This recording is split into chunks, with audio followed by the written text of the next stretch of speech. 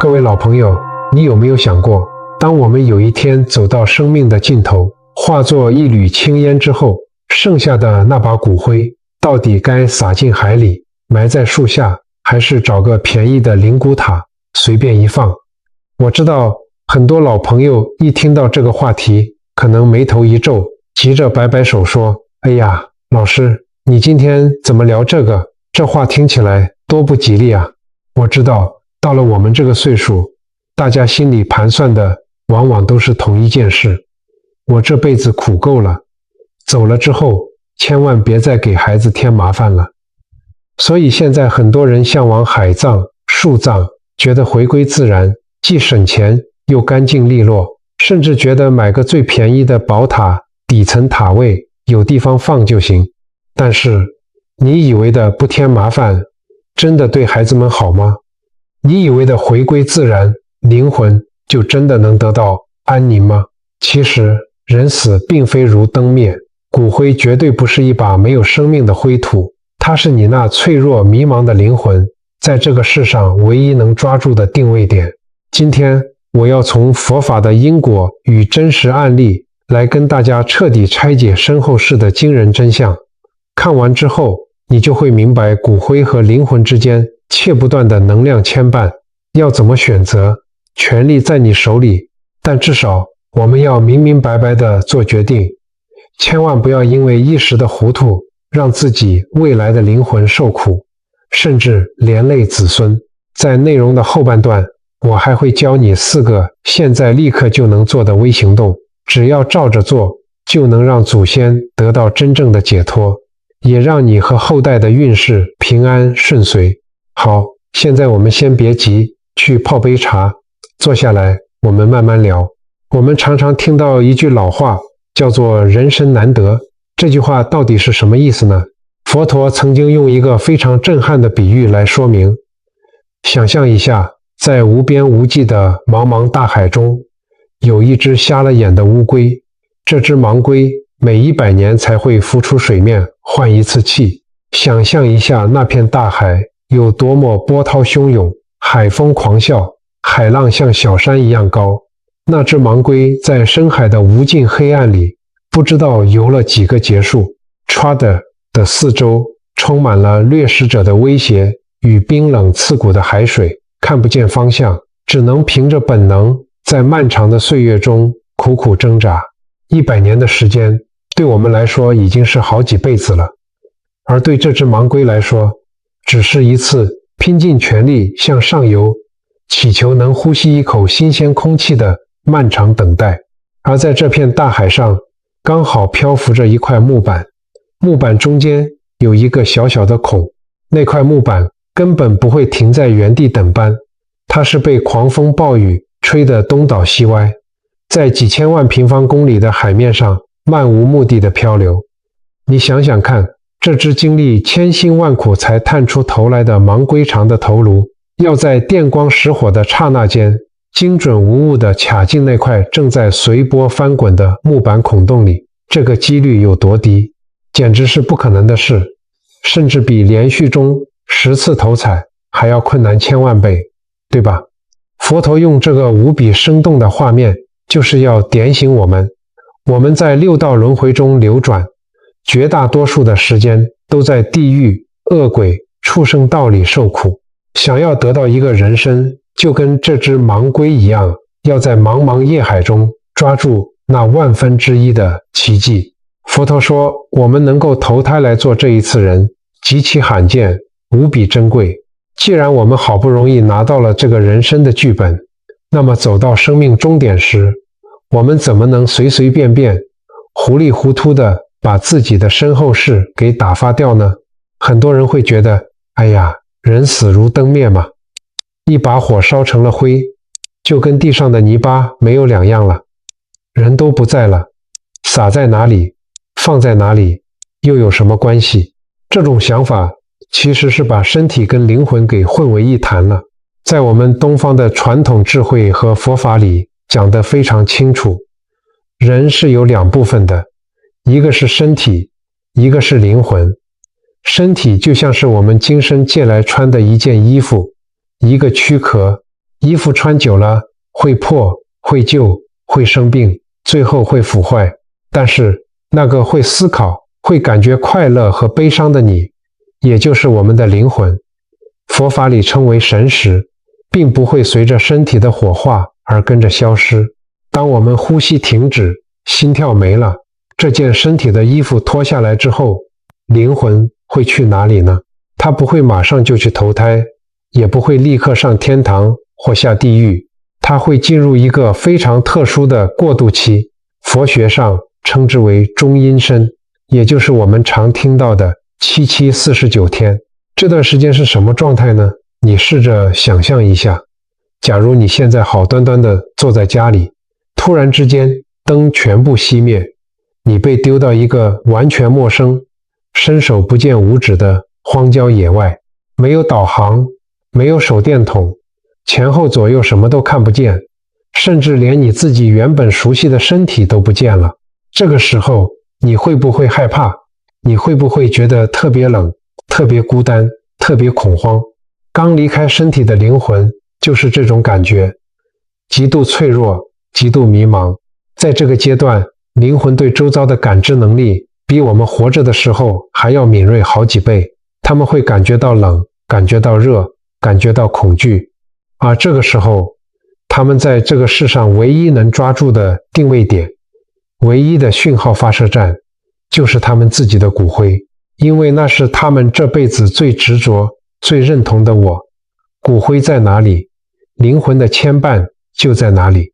你想想，如果在灵魂最需要安定、最恐惧的时候，他的骨灰被随意的丢弃，或是放在一个冰冷、黑暗、充满负能量的地方，你觉得他会不会害怕？他会不会受苦？这绝对不是迷信，而是我们灵魂深处最真实的能量牵绊。讲到这里，你可能会想，这骨灰都烧化了，难道还有感觉吗？我先不急着下定论，我来讲一个佛经里非常有名的故事。在《佛说父母恩重难报经》里，有这么一段记载。有一天，佛陀带着弟子们在路上走着，走着走着，路边突然出现了一堆枯骨。那是一个阳光非常猛烈的下午，四处都透着一股干热。路边那堆白骨其实早就已经风化，残破不堪，上面甚至还沾满了泥土、鸟粪和野兽啃咬过的痕迹，看起来既凄凉又污秽。路过的行人无不捂着鼻子，甚至嫌恶地绕道而行，生怕沾染了晦气。结果你猜怎么着？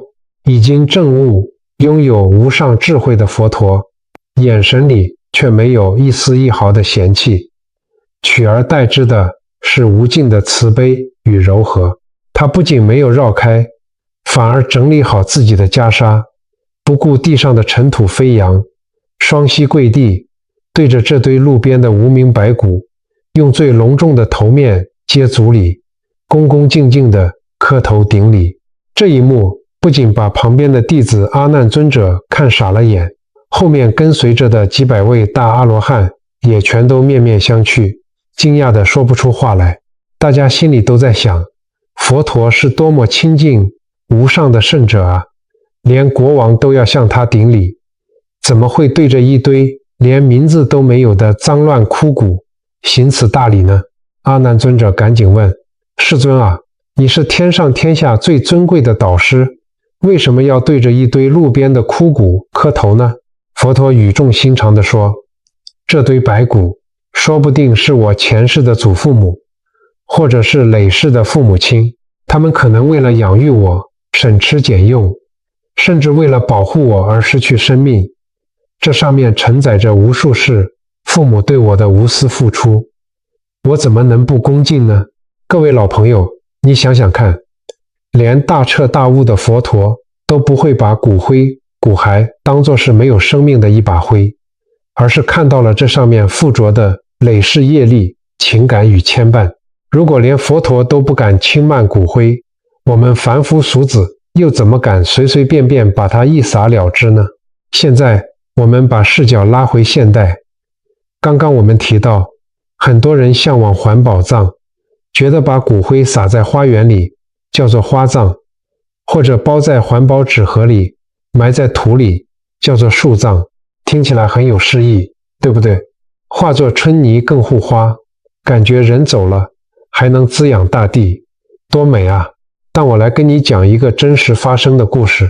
有一位孝顺的女儿，因为父亲生前喜欢花草，便决定不把父亲关在冷冰冰的宝塔里，而是办了花葬。她将骨灰撒在公立花葬区，与泥土混合，上面种满鲜花。起初，全家人都觉得这件事既浪漫又圆满。可是不到1个礼拜，女儿开始连夜做噩梦，梦境异常压抑且清晰。天上伴随着刺骨寒风，下着大雨。父亲原本慈祥的脸庞变得扭曲，衣服破烂不堪，全被地上的烂泥浸透。他站在铺满鹅卵石的步道上，被周围无数双看不见的脚无情地踩踏。父亲脸色惨白，颤抖着伸出双手，痛苦地哀求：我好冷啊，我觉得身体好像被无形的力量撕裂了，被踩得好痛，周围全是黑暗和泥泞，我找不到回家的路，你带我走好不好？每次惊醒，女儿都满身冷汗，泪流满面，心跳快到需要大口喘气。她原本安慰自己只是筹备丧事太累，但接连几天，梦境一次比一次真实。父亲发抖的哀嚎声更加凄厉，他甚至在醒来后还能清楚感觉到梦里那股令人窒息的阴冷。他慌了，赶紧跑去请教懂佛法的师父。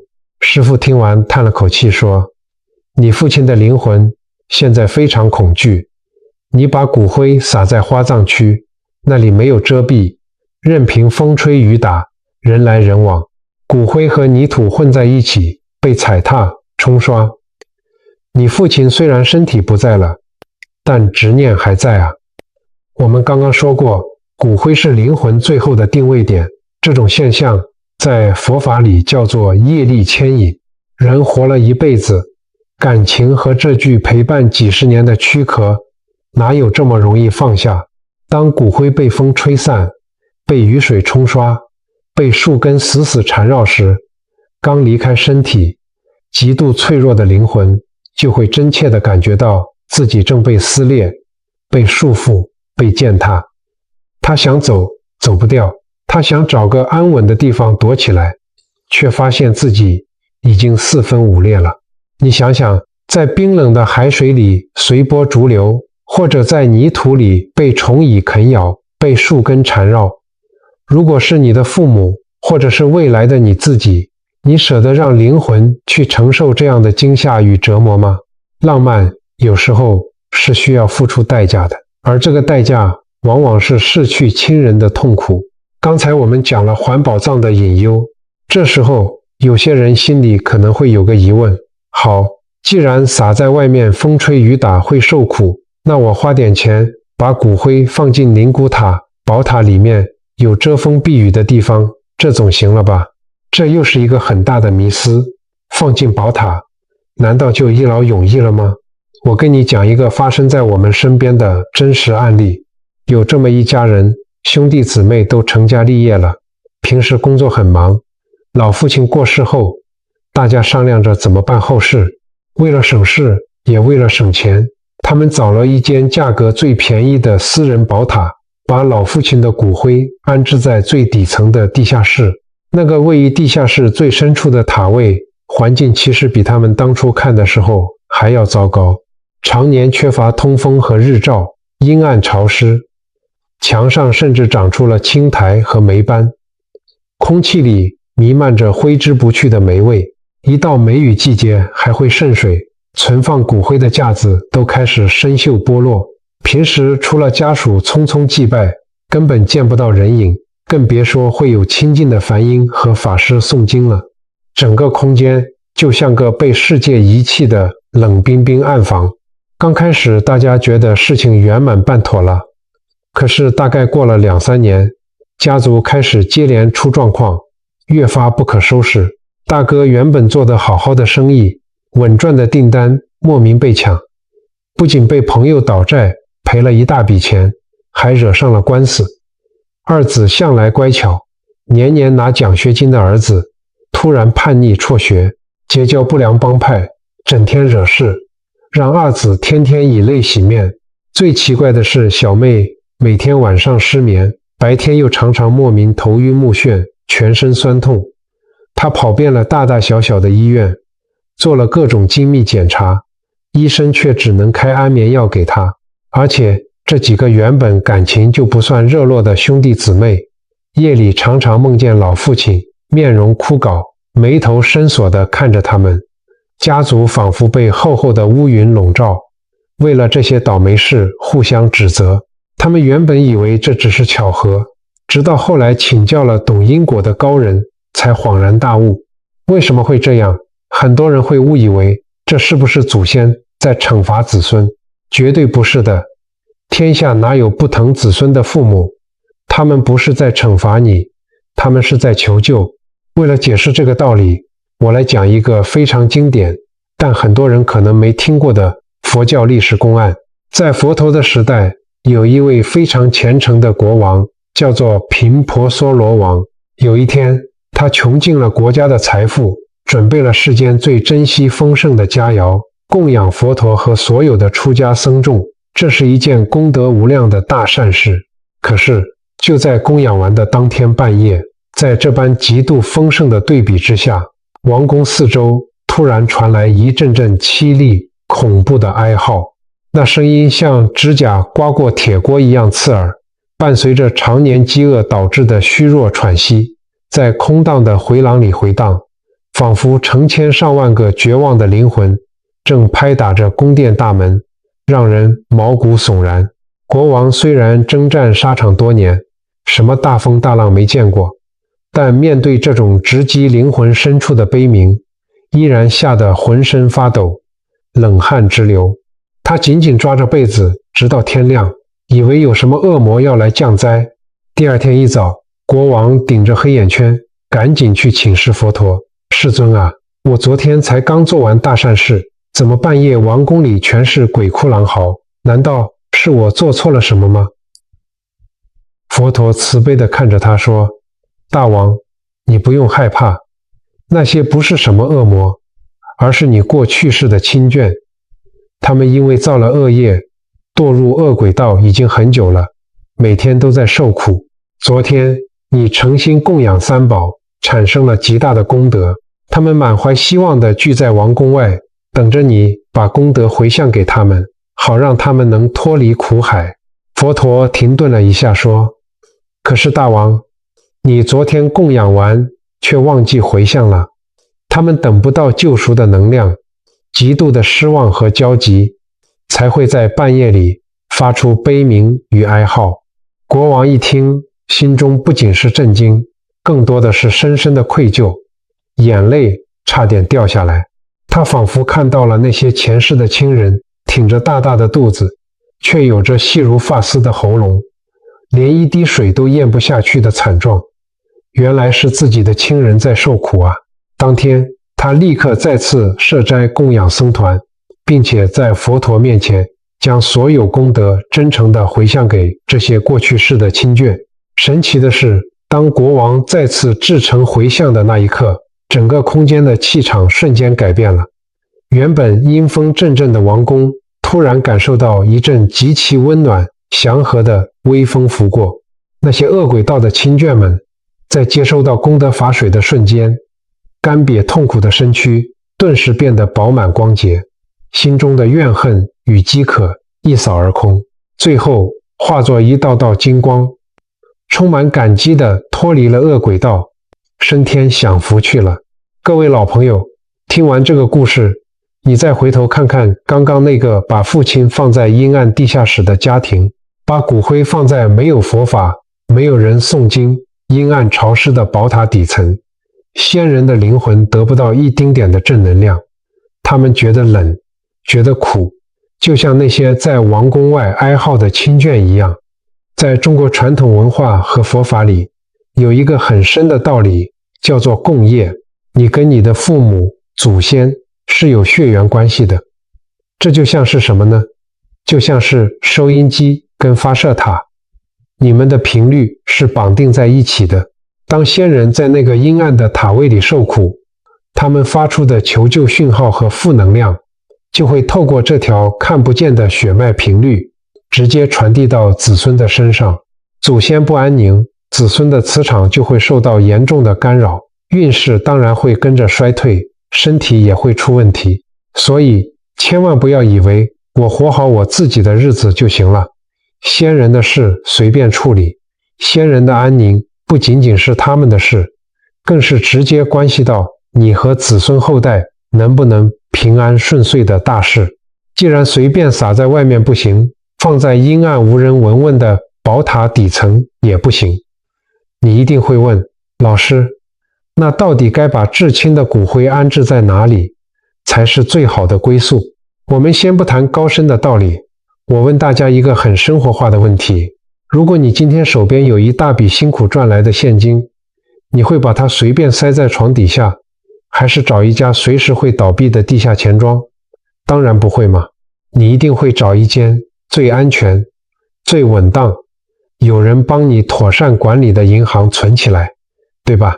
安置骨灰也是一模一样的道理，你必须为逝去的亲人找一个可靠、实在的地方。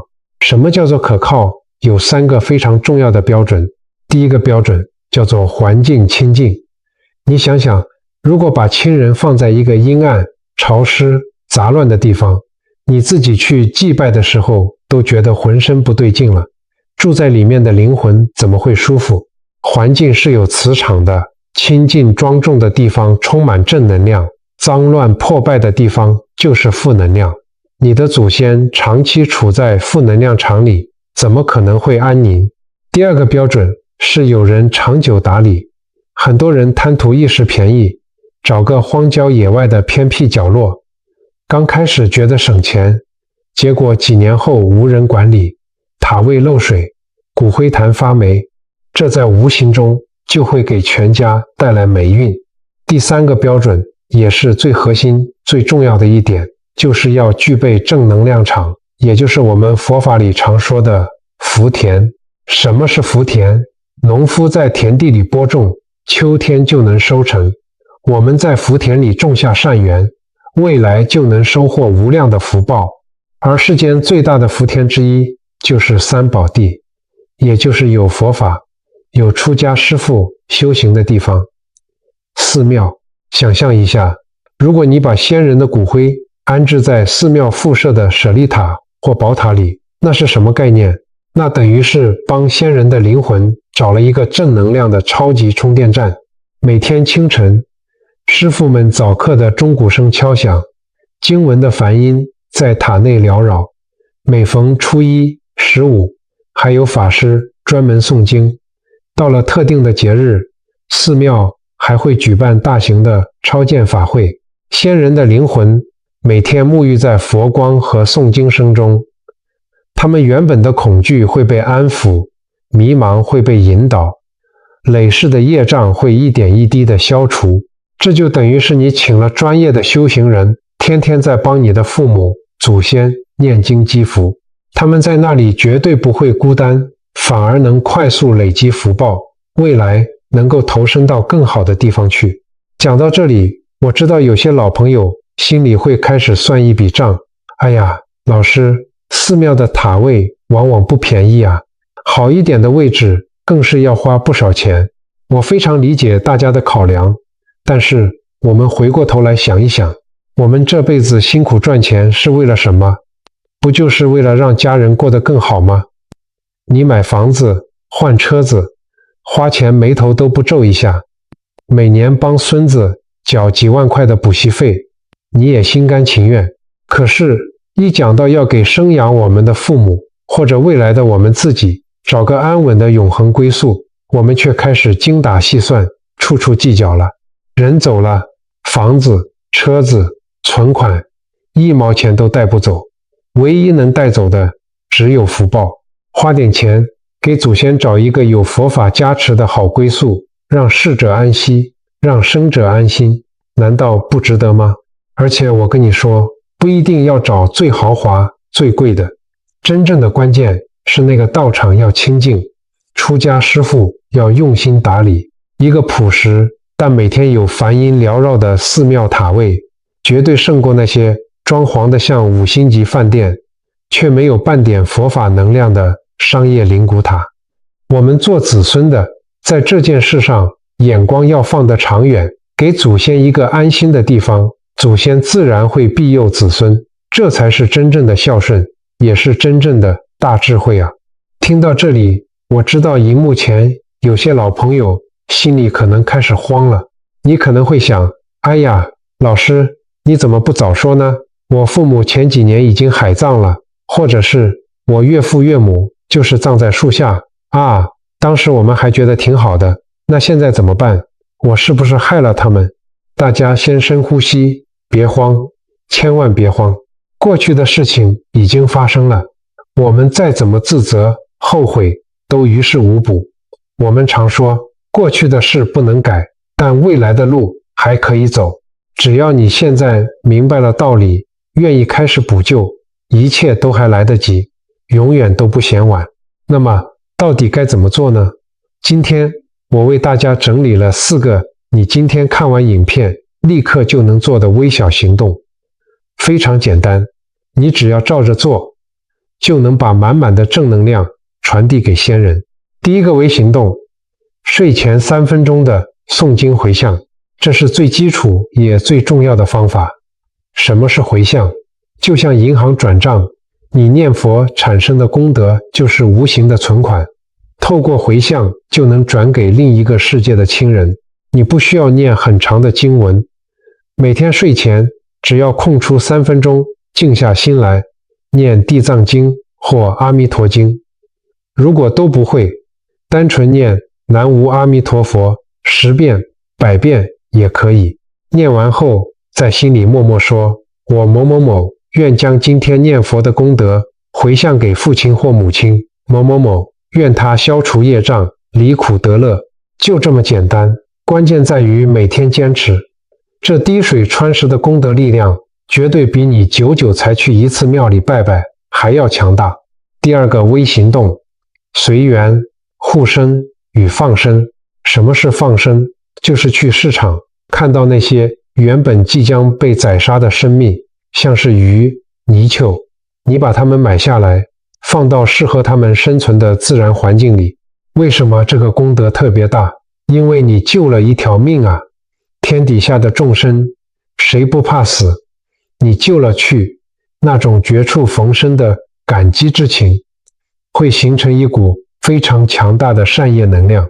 你可以每个月挑一天，不需要花很多钱，哪怕只是救了几条小鱼，然后在放生的时候念一句佛号，最后一样把这份救命的功德回向给你的祖先。当先人在另一个世界觉得寒冷、痛苦的时候，这股强大的功德能量就能瞬间给他们带来温暖与力量。第三个微行动，佛前供灯。我们刚刚说过，刚过世的灵魂或者处在不好磁场的先人，他们的世界是黑暗的、迷茫的，不知道该往哪里走。灯代表着什么？代表着光明，代表着智慧。你可以去寺庙里，或者在自己家里的佛堂前，恭敬地为先人点上一盏灯。